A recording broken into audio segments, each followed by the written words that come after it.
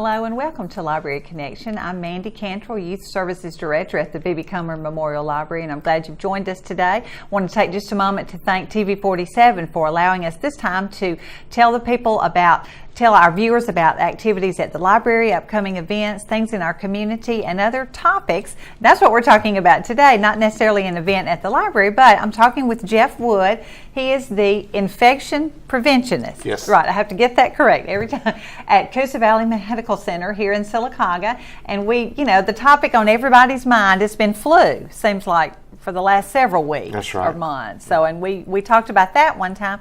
Now we're going to talk about antibiotics. I know when we're sick, we want to go, we want to get better because we've got to get back to work. We need to get back to living life that we're doing, and we go and we want an antibiotic. That's right. But that's not always the best thing. That's not always the right treatment. Right. When you go to the physician, you definitely want to leave with something, leave with a prescription. But our antibiotics only treat bacterial infections. They don't treat viral infections, which a lot of times your upper respiratory infections, your common colds, those are not treated with antibiotics. Those can be treated with other things like decongestants. And it's very important that we use antibiotics appropriately because it is a resource that is utilized by everyone. And it's becoming harder to treat bacterial infections with the antibiotics that we have. So it's very important that we use them appropriately and in the right situations. So what exactly are antibiotics? They don't treat the symptoms, they treat the infection. Yes, they actually treat the infection. So antibiotics are a powerful class of medications that are used to treat bacteria. There's two ways that it treats bacteria. It'll either kill the bacteria altogether or it stops its growth, one of the two ways. And antibiotics are usually actually derived from the microorganisms that it's treating. So it takes like an enzyme that causes cell wall growth, and that enzyme cuts that other enzyme off and it inhibits the cell wall growth, or it kills the cell wall itself, thus killing the bacteria. So that's kind of how antibiotics work and what they are. Okay, so I know we were talking about you don't take them for the common cold, That's things right. like that, because your body just has to work through that, and our bodies are made to fight infections. That's right. Yes, like we are fearfully and wonderfully made, no doubt about it. Right. When you look at the body and how our immune system works, it really is amazing. And so the antibiotics come along when our body just can't quite fight it off. We just don't have enough maybe reserve or immunity left to fight that particular infection, so we can go to the physician and get that antibiotic. So the way our bodies work is when our body recognizes that we have an infection, the white blood cells start coming up, our fever, our temperature goes up, it kind of heats that up to kill those bacteria. The white blood cells gather around and start surrounding the bacteria, and it's really just kind of almost like a war a battle that's going on on the inside. So it's very interesting to look at that. And then you have your antibodies and your antigens that after you have an infection, it recognizes those infections. So our immune response can actually be faster the next time that particular infection comes around. So they've seen it before. That's right. And we're going to go. Okay. Yes, got little memory cells that are kind of just floating around, and then when it encounters that particular bacteria, it says, "Oh, hey, I know what this is," and it just kind of goes off and calls in the troops and gets all that done for us. We do talk about it being a war. When I taught school, I had a nurse come in and talk to my kids, and that's exactly what she talked about. Your soldiers, you got your good soldiers, you want to do their job, and talked about taking care of your body. You've got to rest, you've got to drink liquids, you've got to eat right, and that's right. And all those things. All those things kind of promote a healthy immune system. Vitamin C helps promote an immune system. Plenty of rest, fluids, exercise, being generally healthy is a good way to to boost your immune system. Now, the people with the weakest immune systems are the very young and the very old. Okay. The very young haven't had that exposure to the different viruses and bacteria out there, so their bodies don't quite know it.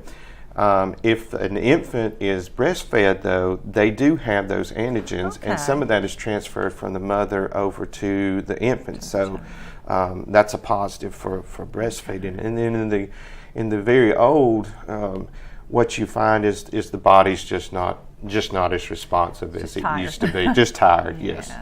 Right. So that's kind of what we have with the very young and the very old. And then, of course, people that have chemotherapy or cancer, those types of things, HIV, they have a weakened immune system as well, so they'll be more vulnerable to bacterial infections and different things. But it is possible to boost your immune system, taking care of yourself, taking vitamin C, some other things like that. Now, it doesn't happen overnight, I'm sure. No. Because I know if you've been sick, I've always heard, sometimes when you're sick, when you've gotten well, and you're in the process of building your immune system, you might catch another cold because your immune system is weaker. Is that somewhat correct? You see that a lot. I've seen that a lot with patients with pneumonia.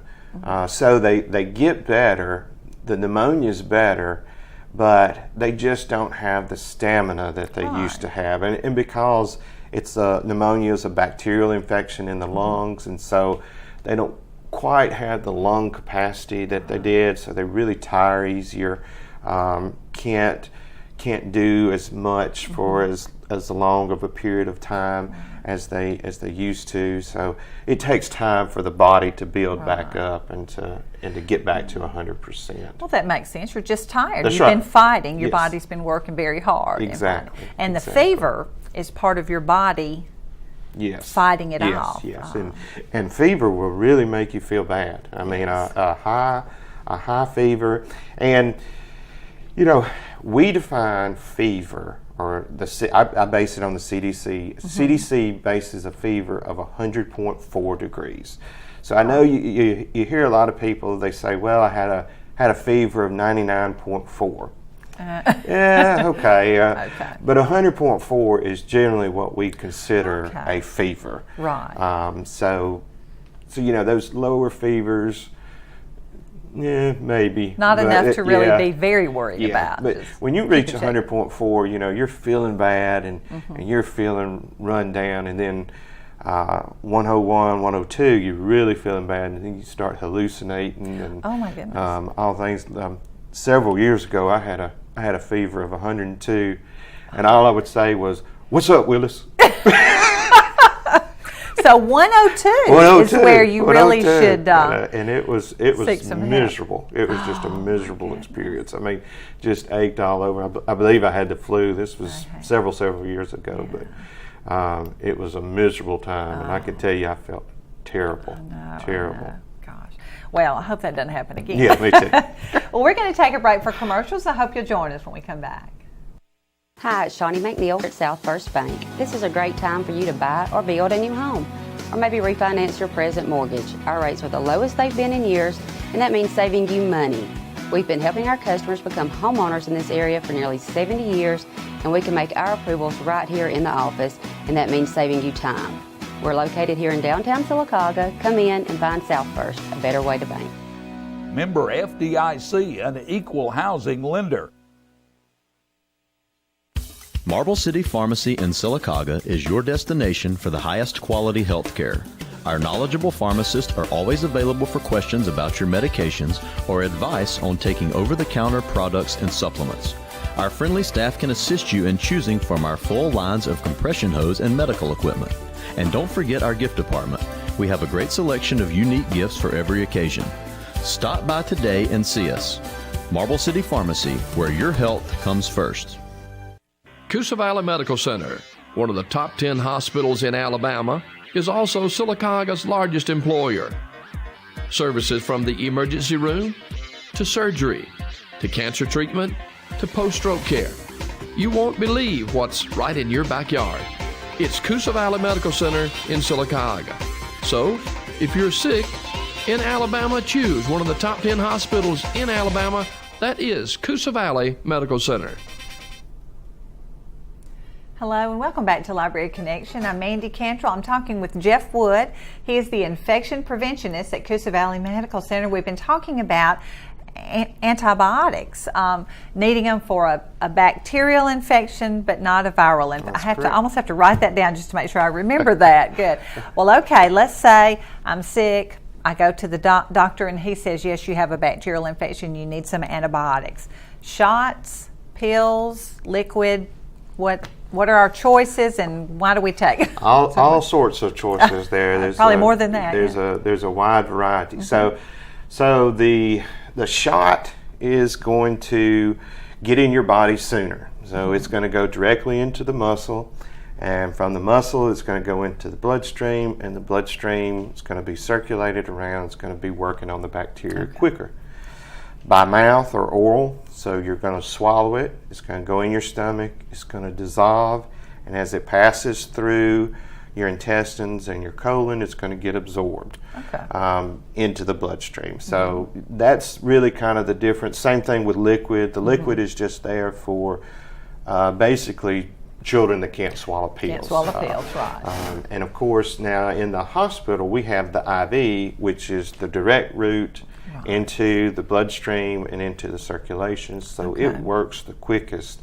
An interesting thing, a couple of years ago or several years ago, the government wanted us to make sure that we administer antibiotics within 2 hours of a patient getting there. And in Coosa Valley, we strive to do the best for the patient. We want the best practice out there for our community members and who we treat. So we started looking at this, and it was amazing to me at how quick people got better when we administered that antibiotic within 2 hours of them coming. So the quicker the antibiotic got in, the quicker they got better, and the faster they could get home and get discharged and get to feeling better. So it was really an interesting thing to see how fast patients got better when it's through the IV. Of course, our patients in the hospital, they're a lot sicker than what you are typically when you go to the physician's office. So of course the physician can make that determination, say, yeah, you're sick enough to be in the hospital, so let's get you there. But the IV is the fastest, the shot is the second, and I guess the by mouth is the third. I can remember taking my daughters in when they were sick and really, they were little, talking them into, if you get a shot, then we don't have to try to remember to take it every 3 times a day, whatever it is. But whatever's best for them. But if we have a choice, we're going with the shot. That's right. That's what we do at my house too. That's right. Nobody likes the shot, but it's really the best thing. And absorption of antibiotics can differ too. Some antibiotics you need to take with food. Some antibiotics you take without food. Those antibiotics that you want to take without food, you want to wait at least 2 hours before or after a meal for taking the antibiotic. That's a general rule. And the different antibiotics with or without food, your pharmacist should let you know which one of these is available. And there's, I usually see stickers on bottles that say with or without food. Instruction. You just got to read them. That's right. You have to read because different ones have different problems. And then there's those patients out there that may have kidney problems. The dosage needs to be adjusted if they have dialysis or if they have some kind of kidney problem or something. Dosages need to be adjusted because of the way that is excreted from the body. So we want to make sure that the antibiotics don't linger around in the body, that they do get excreted out. So all that needs to be adjusted by a pharmacist. And I never realized, I mean, I have in the last several years, how important it is to read those directions and to know, I mean, with food or without food makes a great deal of difference in whether you're going to get well quicker, you know, or I want to get well quick and I want to be well and do what I can. So reading them with or without food, at bedtime, in the morning, there's lots of different I think my parents took, a handful of pills after breakfast and a handful of pills before bed. And I don't know if they ever read the directions. That was them, but that was a while ago. But it is important to read them. Yes, exactly. That's true for all your medications. I think now most pharmacists have a nice printout that gives you directions and side effects and when to call the doctor and those things. And maybe a lot of people just disregard that. But take a minute to read those, even those medications that you're on all the time. Read those every once in a while and find out what's going on. Because like you said, it really depends on what happens is once the medication is taken in the body, it's about bioavailability is what it's called, and it can interfere with the absorption and interfere with the mechanism of how the medications work. Same thing with antibiotics and same thing with our regular medications that we take. So it's important to read those directions. And they interact with each other, the medications, so it's very important. Now, let's say I get some antibiotics, I take them 2 or 3 days, I'm feeling great. Yep. Great. Do I stop? No, I know the answer. You do not stop.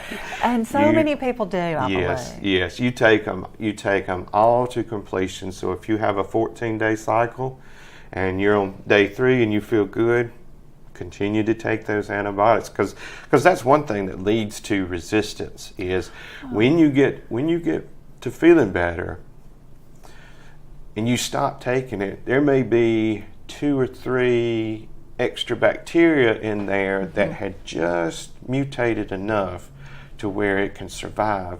And now the next time you take that medication, that antibiotic, you're not going to effectively treat it. You're going to leave even more. And then those start multiplying and then it leads to resistance. So you have to take all of the medications as prescribed, even if you begin to feel better. Because you're fighting it in your body. You feel great, but you want to get rid of it. Yes. Beat it down. You want to get rid of it totally because you don't know at what threshold it made you sick. So, it could be 4 microbes, it could be 10 microbes. Who knows what that threshold is, but you want to make sure you get rid of all of it. And that's completing those medications. No saving it for the next time you're sick. No saving it for the next time. And don't share antibiotics either. You see that a lot. Family members, like I said, they get to feeling better, and then 2 weeks later, brother comes down with it. Right. Well, I'm just going to give these antibiotics to that patient, to brother. Not a good idea because, again, that can lead to resistance. You don't know if they could be allergic to it. You don't really know what's going on. They could have the same thing. They may not. So it's always good to get evaluated by a physician or a nurse practitioner or something along those lines. I always feel like the medicine is prescribed for me, someone my age, my weight, not for my daughter or someone, like that. So that's correct. Really very, very true. So we want to make sure that we take our medication and not someone else's. Right. That's always a good idea. Well, we're going to take another break for commercials and hope you'll join us when we come back. Hi, it's Shawnee McNeil at South First Bank. This is a great time for you to buy or build a new home, or maybe refinance your present mortgage. Our rates are the lowest they've been in years, and that means saving you money. We've been helping our customers become homeowners in this area for nearly 70 years, and we can make our approvals right here in the office, and that means saving you time. We're located here in downtown Sylacauga. Come in and find South First, a better way to bank. Member FDIC, an equal housing lender. Marble City Pharmacy in Sylacauga is your destination for the highest quality health care. Our knowledgeable pharmacists are always available for questions about your medications or advice on taking over-the-counter products and supplements. Our friendly staff can assist you in choosing from our full lines of compression hose and medical equipment. And don't forget our gift department. We have a great selection of unique gifts for every occasion. Stop by today and see us. Marble City Pharmacy, where your health comes first. Coosa Valley Medical Center, one of the top 10 hospitals in Alabama, is also Silicaga's largest employer. Services from the emergency room to surgery to cancer treatment to post-stroke care. You won't believe what's right in your backyard. It's Coosa Valley Medical Center in Silicaga. So, if you're sick in Alabama, choose one of the top 10 hospitals in Alabama. That is Coosa Valley Medical Center. Hello and welcome back to Library Connection. I'm Mandy Cantrell. I'm talking with Jeff Wood, who is infection prevention. I need to write that down. Infection preventionist for Coosa Valley Medical Center. We just appreciate all you do and all Coosa Valley does. Yes, ma'am. Thank you. To keep us well. We enjoy our connection at the library with community links and other events, and of course we love the food from Hickory Street. I have to throw that in there because they are excellent. Thank you. Well, we've been talking about antibiotics. Now, we just covered how you need to take the entire prescription, but I know sometimes we quit because we feel better, or maybe we're having some side effects, upset tummy or something like that. What are some side effects of antibiotics? That's a good point. Some of the side effects include upset stomach, nausea, diarrhea. You can become allergic to it. There's a whole different array of side effects, and again, that comes back to reading that pamphlet that comes with your medication, how important it is, so you'll know what side effects to look for. Okay. Some side effects include not being able to get out into the sun. It can cause some problems there. Okay. It can cause hypersensitivity to the sun. Those are usually your tetracyclines. Right. Oh, yes. Yeah, remember those I do. kind of older drugs Yeah. there. But all sorts of different side effects. And even if you are experiencing side effects, you still want to continue to take those medications. You can call your physician, and if the side effects are severe, say this is what's happening, and perhaps maybe some other kind of drug or something else. One thing I need to mention is the possibility of C. diff. Clostridium difficile infection. And so what happens is when we take antibiotics, it kills off the good bacteria and the bad bacteria in our gut. Okay. If it kills off the good bacteria in our gut, it allows C. difficile, Clostridium difficile, to spread. Clostridium difficile will cause massive amounts of diarrhea. I'm talking 10 to 20 bowel movements a day. Oh my goodness. And it is very, it's just awful. Okay. I've seen patients with it, and it's caused by antibiotics. Okay. And unfortunately, the treatment is with antibiotics. So Well, you just have go to figure. Yeah. But it is a very, very real. I wouldn't necessarily call it a side effect of antibiotics, but it's one of the bad effects of antibiotic use. And then I hear people talk about probiotics. Yes, Is that, probiotics is different. I think probiotics is over the counter, and it usually has some kind of live lactobacillus species, and it helps improve gut health and different things like that. And some studies have recommended that lactobacillus is a good thing, and others kind of anecdotal evidence. So I don't think it hurts, but it's not a sure cure for it. You just sometimes have to deal with it. That's right. If it's just that minor upset stomach, hopefully you can just deal with it a few days. Can you become allergic? I know some people are allergic to penicillin or different antibiotics, but can you suddenly become allergic? That's right. Yes, you certainly can. So when you take a new antibiotic, if you experience anything like your throat closing up, your tongue swelling, itching, hives, anything like that, that could be considered an allergic reaction. Yeah, not a side effect, an allergic reaction. And you want to contact your physician and make sure that is on your medicine profile in the pharmacy, in the hospital. All of those things are very important because, we don't want to give you anything that you're allergic to, and especially if you know you're allergic to it. That would be unfortunate because you can have some real issues with that. Just based on there's minor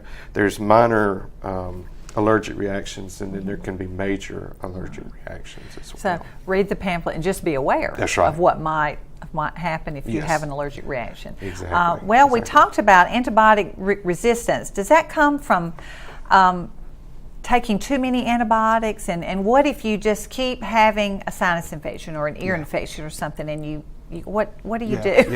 So, what do we do? So antibiotic resistance is the overuse or the misuse of antibiotics throughout history. I mean, it was Alexander Fleming that discovered penicillin, and since then, and even when he accepted his Nobel Prize for the discovery of penicillin, he warned of this resistance. He knew about it back in I think it was 1920s when he. But it was like a miracle drug. Oh yeah. I mean, it saved millions of lives, and especially during World War II with all the soldiers injured. I mean, penicillin saved millions of people. But he warned of this resistance, and what we've seen is the overuse and the misuse of antibiotics during this time has led to resistance. And so now we have some bacteria, Acinetobacter being one of them. It is a very bad bacteria that is resistant to most everything that we have out there. So it's a very bad bug. MRSA, methicillin-resistant Staph aureus, used to be only in the hospital, but now we find it in the community as well. So it's spread beyond the walls of the hospital. All of this resistance has come about because we've misused antibiotics, and not only in the human population, but in animal husbandry as well, which I was not aware of that until I started looking at the different types of resistance. So overuse. I never thought about that. I think poultry farmers and maybe dairy farmers use it a lot in trying to keep their herd well. Right, that's so true. kind of interesting there. It works for that, but it does make it a little difficult. Yes, sure. ma'am. Yes, so ma'am. if you continue to be sick, and I know we've got about a minute left or less, if you continue to be sick and take antibiotics, just take care. Try to, I don't know what even to say. You don't want to take them all the time, but to do whatever your physician tells you, because they're going to be on top of that. Wash your hands. Again, we talked about that during flu season, but I'm a big proponent of washing our hands and taking care of ourselves, keeping our hands away from our face, hand gel, all of that good stuff, covering your cough and your sneeze, and trying to take care of everything that you have. Well, we will try and do that. I know at the library we're trying to wipe things down with Clorox wipes, just because we're a public place, and we all in the grocery store they have good things too. So keep doing that. But thank you so much for joining us today and telling us a little bit more about how to keep ourselves well. So I appreciate Jeff coming, and hope you'll join us on Library Connection.